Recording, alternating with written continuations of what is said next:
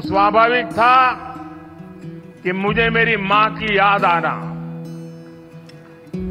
क्योंकि जब मेरी मां जीवित थी तो मैं जन्मदिन पर हमेशा मां के आशीर्वाद लेने जाता था और मां मेरे मुंह में गुड़ खिलाती थी, लेकिन मां तो नहीं है।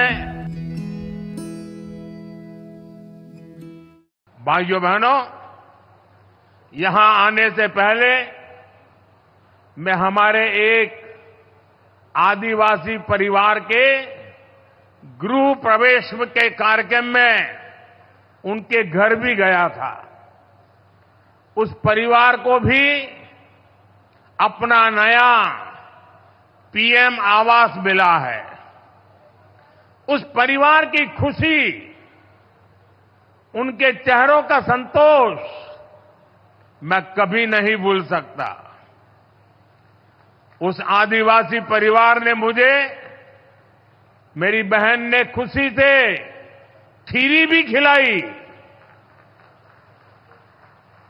और जब मैं खीरी खा रहा था तो स्वाभाविक था कि मुझे मेरी मां की याद आना,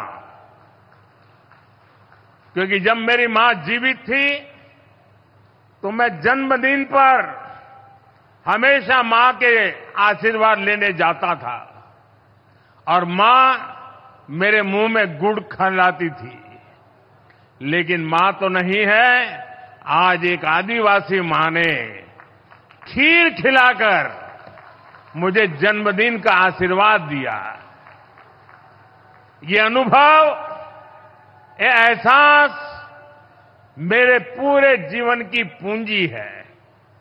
गांव, गरीब, दलित, वंचित, आदिवासी समाज के जीवन में आ रहा ये बदलाव, उनकी ये खुशियां ही मुझे और मेहनत करने की ऊर्जा देती है।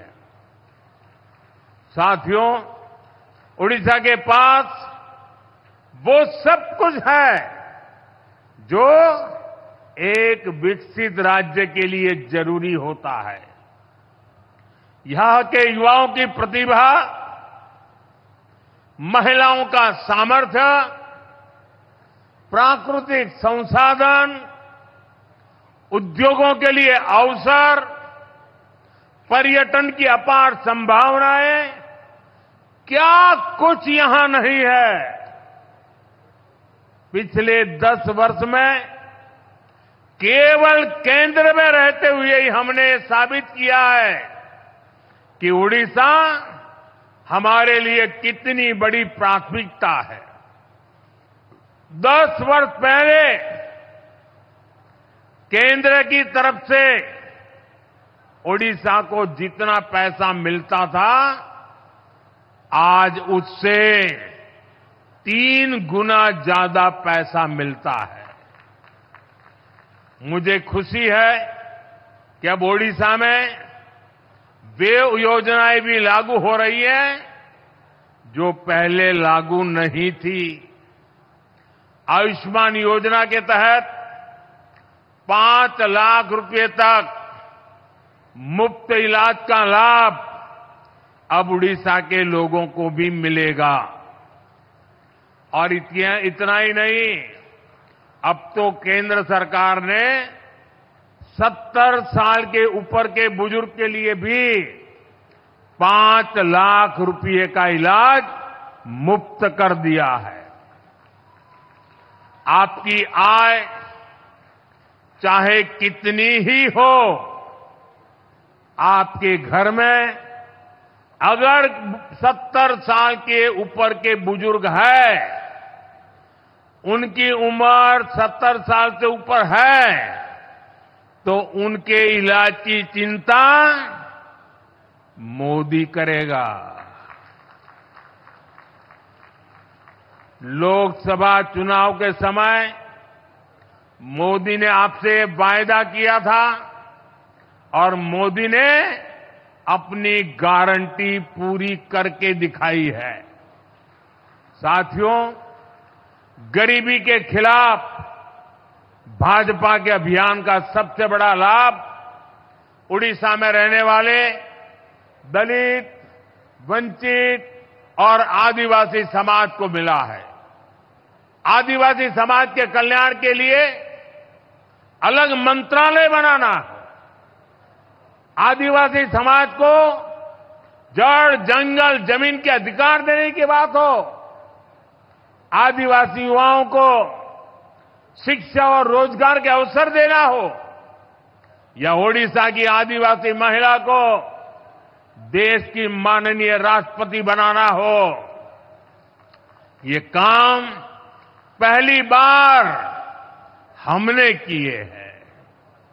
साथियों, ओडिशा में कितने ही ऐसे आदिवासी इलाके, कितने ऐसे जनजातीय समूह थे जो कई कई पीढ़ियों तक विकास से वंचित थे। केंद्र सरकार ने जनजातियों में भी सबसे पिछड़ी जनजातियों के लिए पीएम जनमन योजना शुरू की। ओडिशा में ऐसी 13 जनजातियों की पहचान की गई है। जनमन योजना के तहत सरकार इन सभी तय विकास योजनाओं का लाभ पहुंचा रही है। आदिवासी क्षेत्रों को सिकल सेल एनीमिया से मुक्त करने के लिए भी अभियान चलाया जा रहा है। पिछले 3 महीने में इस अभियान के तहत 13 लाख से ज्यादा लोगों की स्क्रीनिंग की गई है। भाइयों और बहनों, आज हमारा देश पारंपरिक कौशल के संरक्षण पर भी अभूतपूर्व रूप से फोकस कर रहा है। हमारे यहां सैकड़ों हजारों वर्षों से लोहार, कुम्हार, सुनार, मूर्तिकार जैसे काम करने वाले लोग रहे हैं। ऐसे 18 अलग अलग पेशों को ध्यान में रखते हुए पिछले साल विश्वकर्मा दिवस पर विश्वकर्मा योजना शुरू की गई थी। इस योजना पर सरकार 13,000 करोड़ रुपए खर्च कर रही है। अभी तक 20 लाख लोग इसमें रजिस्टर हो चुके हैं। इसके तहत विश्वकर्मा साथियों को ट्रेनिंग दी जा रही है। आधुनिक औजार खरीदने के लिए हजारों रुपए दिए जा रहे हैं। साथ ही बिना गारंटी का सस्ता लोन बैंकों से दिया जा रहा है।